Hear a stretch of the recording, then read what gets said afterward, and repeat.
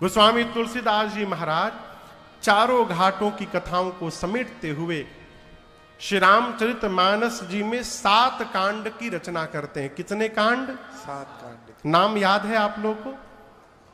सबसे पहला कांड जोर से कहिए। दूसरा कांड अयोध्या कांड। तीसरा कांड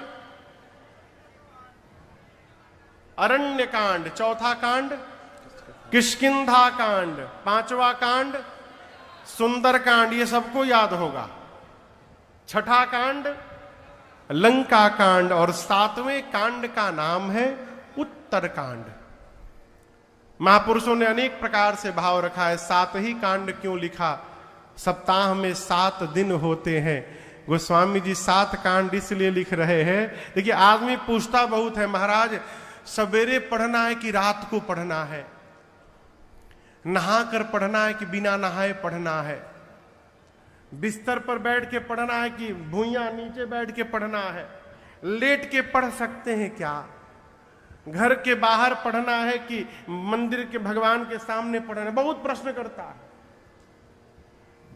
पराठा खाने में कोई प्रश्न नहीं, सवेरे खाएं कि रात को खाएं, बिस्तर पर खाएं बाहर खाएं, जब मिले तभी शुरू हो जाता है। गोस्वामी जी ने 7 दिन है इसलिए 7 कांड लिखा। 7 दिन में से जिस दिन तुम्हारा पढ़ने का मन करे उसी दिन प्रारंभ हो जाना, इसके लिए कोई समय नहीं है। जब मन करे वहीं उसी समय प्रारंभ हो जाइए, पढ़िए। मानस जी लाल कपड़े में बांध करके आरती दिखाने के लिए नहीं बनी है। देखिए आपसे मैं एक निवेदन करूं, श्री रामचरितमानस जी को पुस्तक समझने का अपराध न करिएगा। ये किताब नहीं है, ये साक्षात रघुनाथ जी के अवतार हैं। ये भगवान के वांग्मय अवतार हैं। प्रमाण देता हूं। राम जी अवतार कहां लिए? जोर से कहिए। अयोध्या जी में। किस महीने में लिए? हाँ, कोई अप्रैल ना कही देना। हाँ, चैत्र मास। कौन से पक्ष में लिए? शुक्ल पक्ष। कौन सी तिथि में लिए? नवमी तिथि। कौन से दिन को लिए? मंगलवार।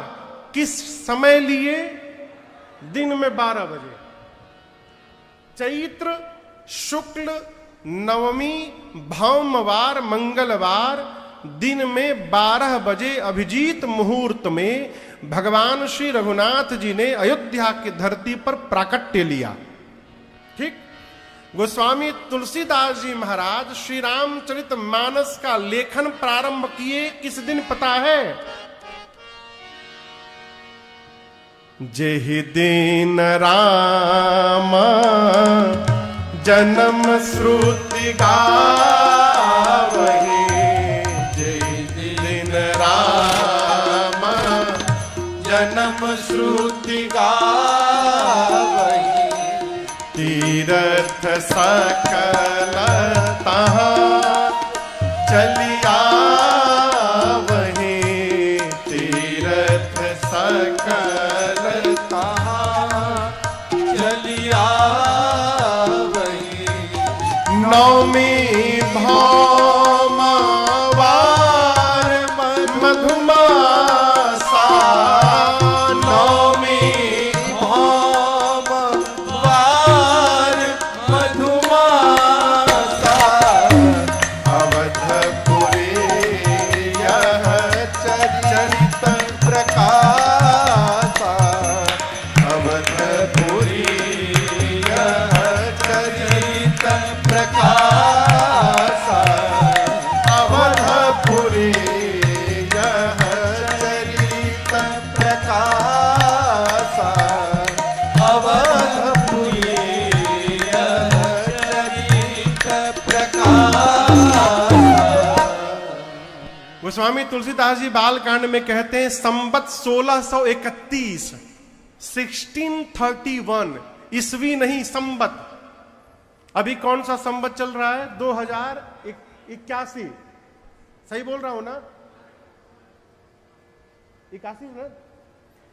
आज से ठीक 450 साल पहले, सरकार ठीक एग्जैक्ट 450 साल पहले, आज से इस समय से 450 साल पहले गोस्वामी तुलसीदास जी महाराज अयोध्यापुरी में किस दिन, जिस दिन राम जी अवतार लेते, जही दिन राम जन्म श्रुति गावहीं। वेद जो तिथि राम जी के जन्म का बताते हैं, चैत्र मास शुक्ल पक्ष नवमी तिथि दिन मंगलवार का। याद रखिएगा, नवमी तिथि हर वर्ष आती है, लेकिन यह आवश्यक नहीं कि हर वर्ष नवमी तिथि के दिन मंगलवार का दिन हो। कभी बुधवार को भी पड़ती है, कभी बृहस्पतिवार को भी पड़ जाती है, लेकिन संवत 1631 की रामनवमी मंगलवार को पड़ी थी। और केवल इतना ही नहीं, राम जी के जन्म के समय जोग लगन ग्रह वार तिथि सकल भय अनुकूल।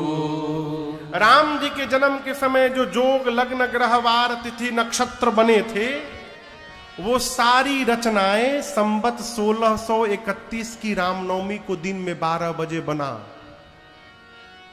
और उसी अयोध्यापुरी में बैठकर जिस जोग लग्न ग्रहवार तिथि में राम जी ने अवतार लिया, उसी अयोध्या में संवत 1631 में श्री रामचरित मानस जी ने भी अवतार लिया।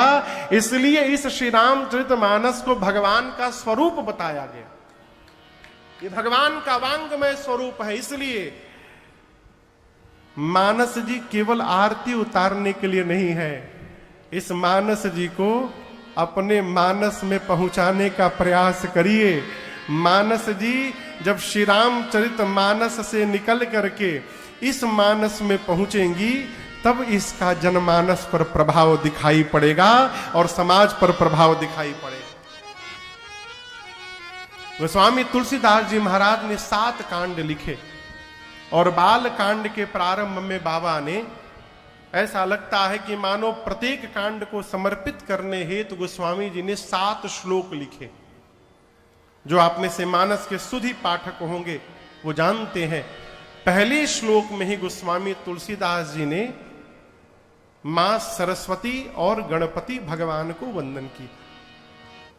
वर्णानामर्थ संघानां रसानां छन्दसामपि मंगलानां च कर्तारो वंदे वाणी विनायको। पूज्यपाद गोस्वामी तुलसीदास जी मानस को प्रारंभ करते वर्ण शब्द से। वर्णानाम अर्थ संघानाम, किस शब्द से? किस शब्द से? वर्ण से। माइक बंद है कहा? श्री राम। हाँ, किस शब्द से प्रारंभ करते हैं? वर्ण से। वर्ण शब्द से। अब पूर्ण किस शब्द पर किए? मानवा। ते संसार पतंग घोर किरणे दहयन्ति नो मानवा। मानस को प्रारंभ करते वर्ण शब्द पर, अंत करते हैं मानव शब्द पर। क्यों? गोस्वामी तुलसीदास जी कहते हैं, किसी भी वर्ण का जीव हो, ब्राह्मण हो, क्षत्रिय हो, वैश्य हो, सेवक हो, किसी वर्ण का हो, जो भी इस मानस जी को पढ़ करके अपने मानस में उतार लेगा, वही अंत में मानव कहलाने का अधिकारी होगा। ये राम जी की कथा मानवता प्रदान करती है। क्षमा करिएगा, मानव शरीर प्राप्त हो गया तो हम मानव हैं, भ्रम से बाहर रहिएगा। एशाम न विद्या न तपो न दानम ज्ञानम न शीलम न गुणो न धर्म। कहते हैं ना, ते मर्त्य लोके भूरि भार भूता मनुष्य रूपेण मृगाश्चरन्।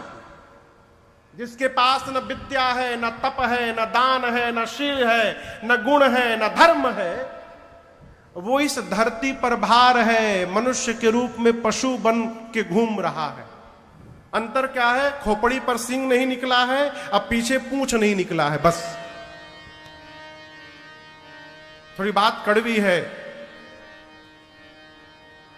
हम लोग भी पेट के लिए दौड़ते हैं, भोजन के लिए। पशु भी पेट के लिए दौड़ता है ना। हम लोग भी रात को सोते हैं, पशु भी रात को सोता है। कुछ मामलों में पशु हमसे श्रेष्ठ है। पशु अपना ऋतु आने पर, समय आने पर सांसारिक भोग में प्रवेश करता है, मनुष्य दिन रात लगा रहता है। यदि हम भी वही कर रहे हैं जो एक पशु करता है, एकांत में सोचिएगा हमारे में और उसमें अंतर क्या है। माई बाप, ये जो धर्म है, ये धर्म ही हमको पशुवत से मानवता की ओर लेकर जाता है। ये धर्म ही हमको पशु से भिन्न करता है। और यदि जीवन में धर्म नहीं है तो हमारे में पशु में कोई अंतर नहीं है। गोस्वामी तुलसीदास जी महाराज वर्ण पर प्रारंभ करके मानव शब्द पर मानस को पूर्ण करते हैं। पहले श्लोक में गणपति भगवान और सरस्वती मैया को साथ में वंदन करते हैं। क्यों? अभी अभी गणपति भगवान का उत्सव का समय निकला है। गणेश चतुर्थी अभी हम लोगों ने गणेश जी को विदा किया है। गणपति भगवान विद्या बुद्धि के प्रदाता है, विवेक के प्रदाता है। और मां सरस्वती बोलने की कला प्रदान करती हैं। बोलने का ढंग आ जाए और विवेक ना हो तो मनुष्य अटपटा बोल जाए। और कितना भी विवेक क्यों ना हो, बोलने का ढंग ना हो तो उस ज्ञान का, उस विवेक का कोई अर्थ नहीं है। गोस्वामी जी ने एक साथ मां सरस्वती और गणपति को वंदन किया। क्यों? आप दोनों एक साथ मिलकर मेरे पर कृपा करें, जिससे मैं इस ग्रंथ की रचना पूर्ण कर सकूं। दूसरे श्लोक में गोस्वामी जी कहते हैं, भवानी शंकरौ वंदे श्रद्धा विश्वास रूपिणो याभ्याम विना न पश्यन्ति सिद्धः स्वान्तः समीश्वर। दूसरे श्लोक में पूज्यपाद गोस्वामी तुलसीदास जी ने एक ही साथ मां पार्वती और भगवान शंकर को वंदन किया। क्यों? मां पार्वती श्रद्धा है और भगवान शंकर विश्वास है। निवेदन करूं आपसे, भगवान शंकर श्री रामचरितमानस के प्रथम आचार्य हैं। श्री रामचरितमानस के प्रथम आचार्य कौन है? भगवान शंकर। और मां पार्वती के ही कृपा से भगवान शंकर के मुख से इस राम कथा गंगा का प्रवाह हुआ, और जिसका लाभ आज भिलवाड़ा में बैठकर हम और आप उठा रहे हैं, ये मां भवानी की कृपा करुणा प्रसादी का परिणाम है। यदि मां पार्वती इस कथा को न पूछी होती तो न आज राजन बैठकर आपको सुना पाता और न आप बैठकर के यहां पर कथा को सुन पाते। गोस्वामी तुलसीदास जी ने मां और भगवान शंकर को वंदन किया। क्यों? मां श्रद्धा है और भगवान शंकर विश्वास है। जीवन में जब तक श्रद्धा और विश्वास का मिलन नहीं होगा, तब तक वहां भगवान की कथा गंगा प्रवाहित ही नहीं हो सकती। आप देखिए, भिलवाड़ा में क्या इतने लोग हैं? बस इतनी आबादी है भिलवाड़ा की, 5 लाख। 5 लाख की आबादी में आप इतने सारे लोग आए हैं। क्यों? आप आए नहीं हैं, आपके जीवन की श्रद्धा और भगवान की कथा के प्रति आपका विश्वास, ये श्रद्धा और विश्वास ही आपको घर से निकाल कर यहां बिठाया है, जिससे आपके मन में ये कथा गंगा बह रही है।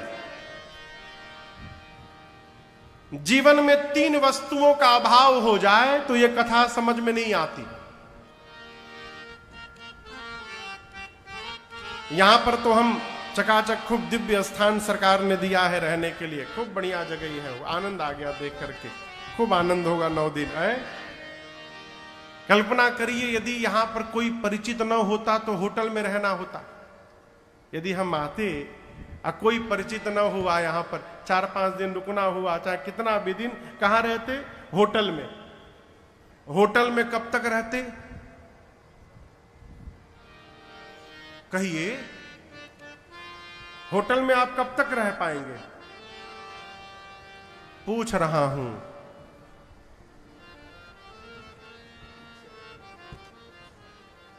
जब तक पास में रुपया है, दमड़ी है, तब तक होटल में रहिएगा। जिस दिन पैसा खत्म, कल तक जो सलाम ठोकता था वही सामान लेकर बाहर फेंकेगा। गोस्वामी तुलसीदास जी कहते हैं ये जो रुपया है ना, इसको संबल कहते हैं। जे श्रद्धा संबल रहिता, दूसरा नहीं संतन कर साथ, तीन कहूं मानस अगम अति, तीसरा जिनहि न प्रिय रघुनाथ। जिस मनुष्य के पास श्रद्धा की पूंजी नहीं है, जिसके जीवन में संतों का संग नहीं है, और जिसको रघुनाथ जी के चरणों में प्रेम नहीं है, वो कितना भी ज्ञानी क्यों न हो जाए, कथा पंडाल में आने के बाद भी उसको कथा समझ में आने वाली नहीं है। अब इन तीनों में किसको प्राप्त करना है? श्रद्धा को। किसको प्राप्त करना है? श्रद्धा को। जीवन में श्रद्धा को जन्म दिलाइए। भाव में श्रद्धा यदि होगी तो संत को ढूंढना नहीं पड़ेगा, श्रद्धा ही संत के चरण तक पहुंचा देगी। और संत चरण की प्राप्ति होगी तो कथा सुनते सुनते एक दिन अनंत के चरणों में प्रेम की प्राप्ति हो जाएगी। ये श्रद्धा ही सबसे परिपूर्ण कर देगी। इसलिए गोस्वामी तुलसीदास जी महाराज ने दूसरे श्लोक में भगवान शंकर और मां पार्वती को वंदन किया। तीसरे श्लोक में भगवान शंकर के गुरु स्वरूप को वंदन किया।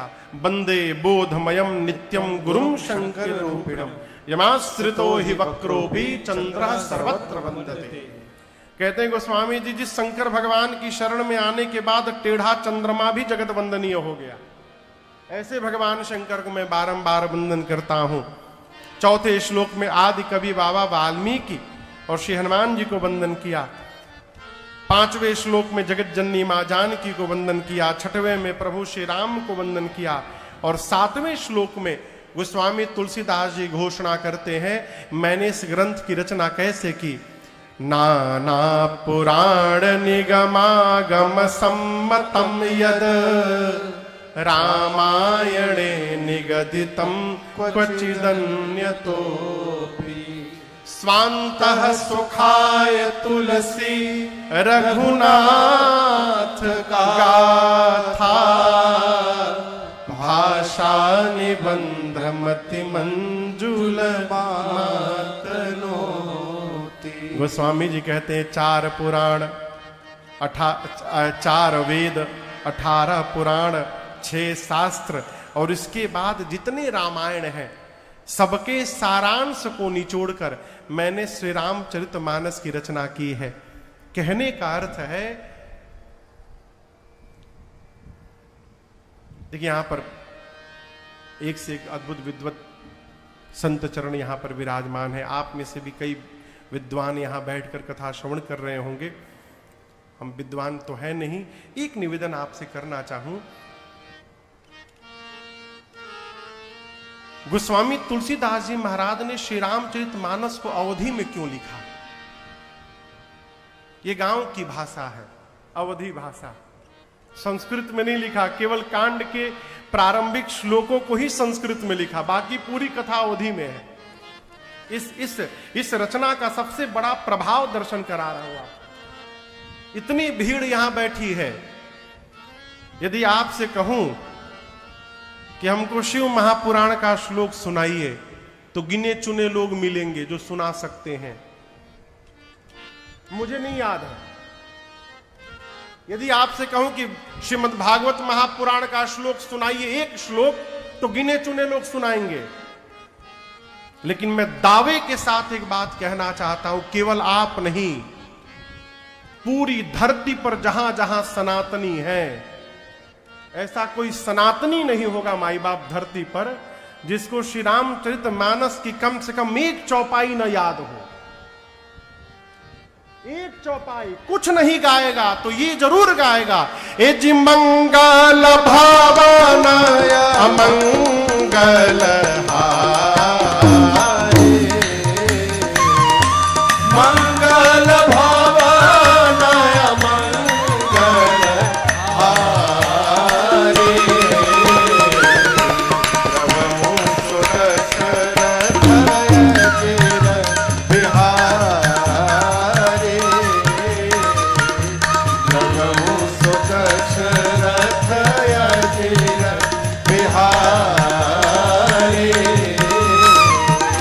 प्रभु सुदशरथ अजिर बिहारी। ये चौपाई कितने लोग को याद है पंडाल में? सबको याद है। और एक आनंद की बात बताऊं, ये तो चौपाई थी, श्री रामचरितमानस का एक दोहा कितने लोग को याद है? कम से कम एक दोहा।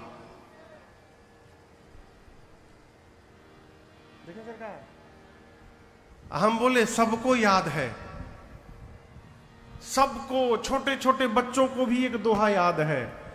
श्री गुरु चरण सरोज रज निज मन मुकुर सुधार, बरनौ रघुबर विमल जस जो दायक फल चार। ये दोहा कितने लोगों को याद था?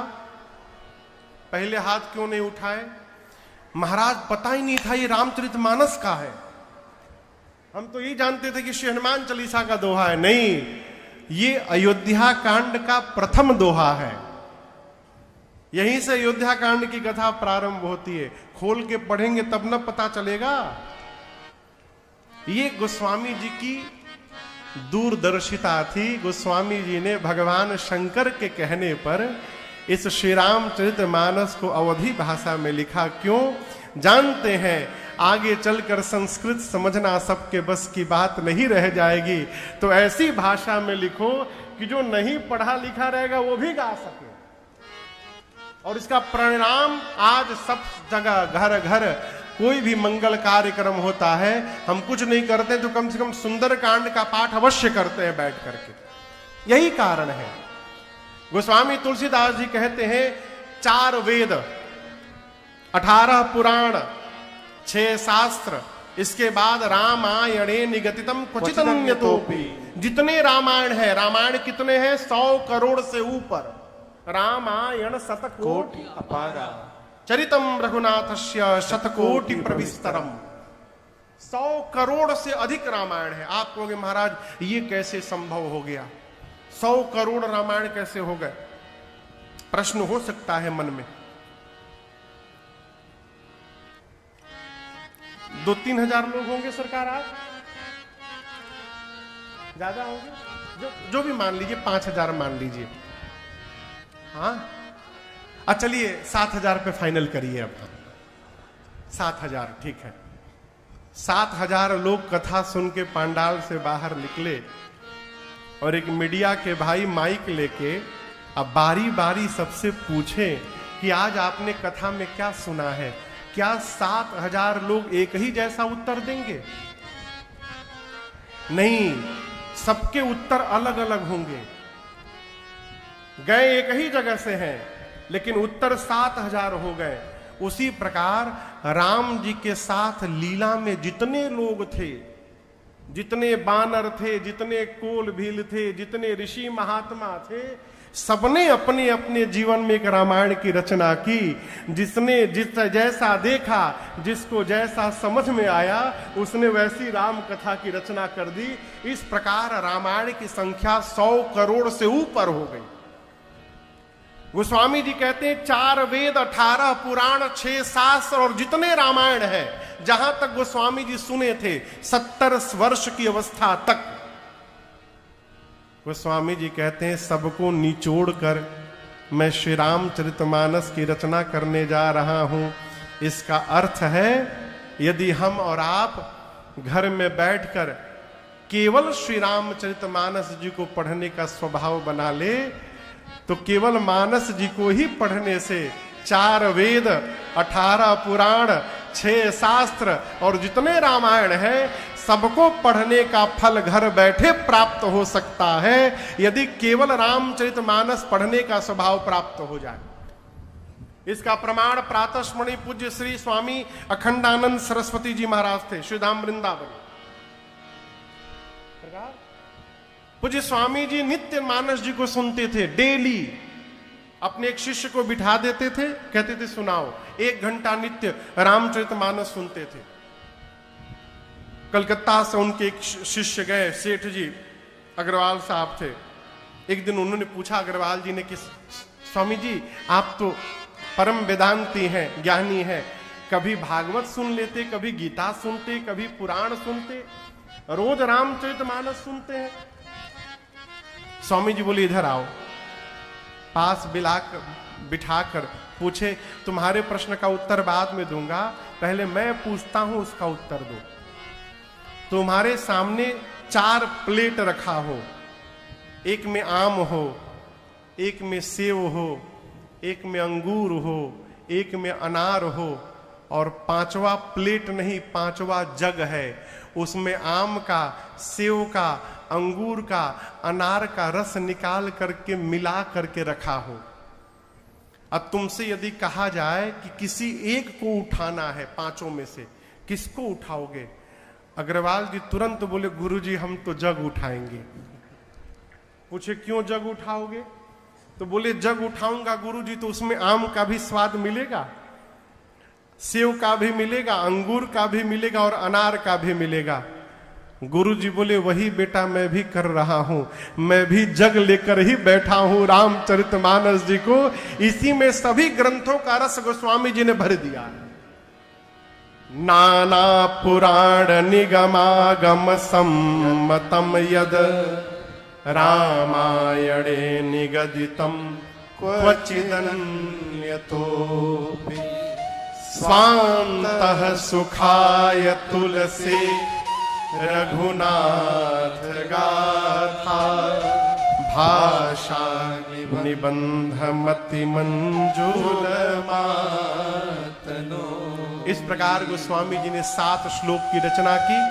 इसके बाद पंचदेव उपासना में 5 सोरठे लिखे, फिर गुरु चरण रज की वंदना से कथा को प्रारंभ किए। बंदौ गुरुपद पदुम परागा सुरुचि सुभाष सरस अनुरागा। वंदना क्रम में गोस्वामी जी ने गुरु चरण रज की वंदना की, ब्राह्मणों की वंदना की, संतों की वंदना की। गोस्वामी जी ने तो दुष्टों की भी वंदना की। कई लोग कहते हैं दुष्टों की वंदना क्यों की? सीधी सी बात है, जब गोस्वामी जी कही दिए कि सिया राम मैं सब जग जानी, तो क्या दुष्ट और क्या साधु हो? गोस्वामी जी को सबके भीतर श्री सीताराम जी का दर्शन हो रहा है, इसीलिए गोस्वामी जी ने सबकी वंदना की। और व्यवहारिक पक्ष से यदि देखा जाए प्रकार, हमारे तरफ पूर्वांचल में शादी विवाह में एक रस्म होता है न्योता लिखने का, यहां चलता है। जो लोग भेंट देते हैं, लिफाफा देते हैं, सामान देते हैं, तो उसको डायरी में नोट किया जाता है, अमुक यहां होता है। हाँ।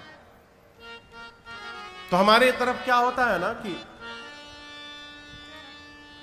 बोलू कि रहने दो, बुरा ना मानिएगा, दुई थे बहुत डेंजरस संबंध है।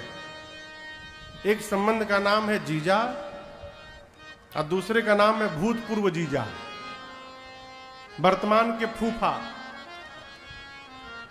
और कोई रूठे चाहे ना रूठे, ये 2 लोग जरूर रूठते हैं किसी कार्यक्रम में।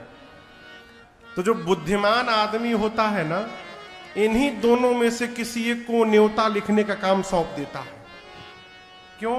उनको लगता है कि हमको कैश डिपार्टमेंट मिल गया, हम बहुत इंपॉर्टेंट व्यक्ति हैं, और उनको ये नहीं पता है कि तुमको ऐसा काम दिया गया है कि तुम पूरी रात उसी में फंसे रहोगे। तो पूरी रात यही नोट करता रहता है, हर आधे घंटे बाद कैश मिलाता है, कहीं अधिक तो नहीं हो गया है? कहने का अर्थ है गोस्वामी जी ने दुष्टों की वंदना इसलिए की कि बाद में कोई उत्पात न करे, इसलिए गोस्वामी जी ने पहले ही सबको प्रणाम कर लिया। बाद में कोई कंप्लेन न करना, हमको तो आपने पूछा ही नहीं है। गोस्वामी जी ने सबकी वंदना की, भगवान के परिकर समाज की वंदना की, भगवान के नाम की वंदना की। और सबकी वंदना करने के बाद गोस्वामी तुलसीदास जी महाराज कथा को तीर्थराज